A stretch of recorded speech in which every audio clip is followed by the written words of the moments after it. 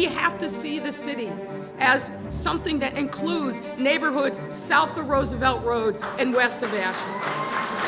The flawed economic theory that if we keep making the same old crowd rich, a couple of pennies might roll to Brownsville or Austin or Roseland or North Lawndale. They had 30 years to test their theory of economic development. And what happened to our neighborhoods over that time period? We starved.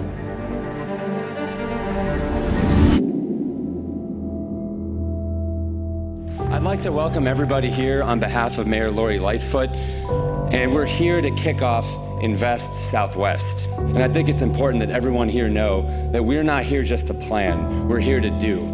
A dramatic surge in cases of that deadly mystery virus. Little did we know when this program first started what we would be facing a few months in. The pandemic, the economic crisis, civil unrest. Through all of that, our team worked tirelessly to keep this program on course. We set out to catalyze private investment on top of what we could do ourselves. And to date, private and philanthropic partners have committed $300 million additional dollars for this project. We've laid the foundation, and as we move into our second year, we're going full steam ahead.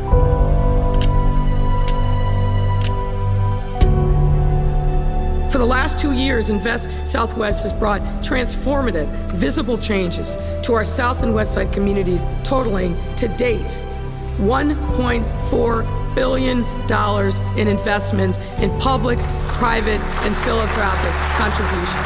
And it's given those of us outside of government the opportunity to work with the public sector to strengthen our city.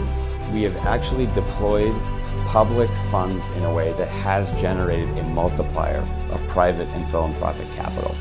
I don't know the mayor. We put this coalition together with merit, and that reached her desk. Our job was to match opportunity with talent that was already there. It's the first time in the history of the city that there's an initiative that promotes minority developers like myself coming together to say, here's what we want to put in this particular community if we have the resources. Sets the game apart. Other mayors have believed in minority participation, but this is the first time in our city's history that a mayor believed in Latino and minority and Black and brown leadership. It matters who's on the fifth floor. I came in the door talking about equity and inclusion.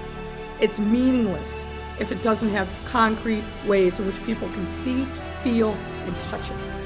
We look forward to opening this new advanced outpatient center in Bronzeville, which is our latest, but certainly won't be our last, initiative to advance health equity and wellness.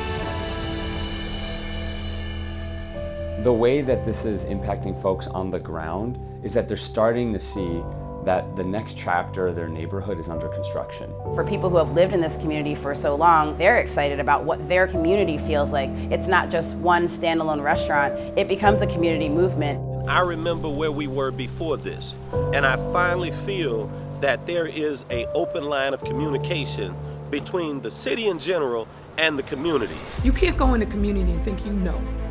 You have to go in the community and listen to what the people who are here know. We spent the last couple of years of the Invest Southwest program listening really well to help design the kinds of improvements that we've worked together with communities on to identify, to try out, and then to make a long-term part of the landscape of their neighborhood. We have a voice in what's happening in our communities. This is the way to do it, for us and by us. Resources have a wonderful way of following vision, and the communities already have their plans. They just need our help in getting them to the finish line. When you think about commercial corridors and what they mean to communities, you think about the retail and the restaurants and the vibrancy of the arts and culture. And for me, it's really about who sees the space and how they're inspired. We're here for the long play. So we're making investments today and getting shovels in the ground that will bear fruit for decades. It's been an investment in the future of every one of these communities and neighborhoods that haven't seen any of this stuff before. We can see change happening in Chicago. Those developments are breaking ground, under construction, and soon will be cutting ribbons and people will be moving in. That's my favorite part. It's actual people moving into actual homes that they can afford in the communities where they want to live. This pivotal project is a turning point, not just for this block, not just for this community, but for the city as a whole. This is just an exciting time for the community. It's up to us as developers to really put legs to that vision and to bring it to fruition. It can be done. It's not about one deal. It's not about one developer. It's not about one community. This is about the entire city, building by building, project by project, partnership by partnership. We can really make a difference that outlives each and every one of us. We're not done yet. We're going to keep rolling up our sleeves and doing the work because this is the right thing to do in this moment for us to make sure that the entirety of our city gets to prosper. That must be our ambition and our goal in this great city.